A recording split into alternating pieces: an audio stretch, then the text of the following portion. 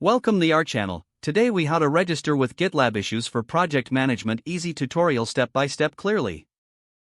First, open your web browser and navigate to the GitLab website.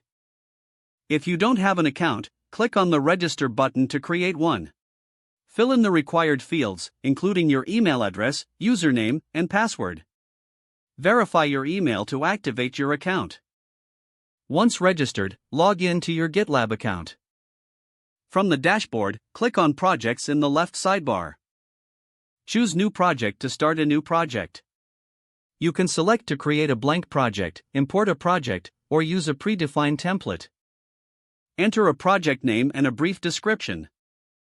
Set the visibility level for your project as public, internal, or private.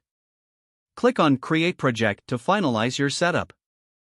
Now, navigate to your newly created project page. On the left sidebar, find and click on Issues. To create a new issue, click on the New Issue button. Title your issue clearly and provide a detailed description. You can assign the issue to a team member by selecting their name from the drop-down menu. Choose appropriate labels to categorize your issue for better organization. Set a due date if needed, and add any relevant milestones. Click on Create Issue to save your changes. You can track the status of the issue from the Issues page. To comment on an issue, open it and type your comments in the designated box. Once your issue is addressed, mark it as closed by clicking on the Close Issue button. Review your issues regularly to keep your project on track. Utilize filters and sorting options to manage your issues efficiently. GitLab Issues can help streamline communication and productivity within your team.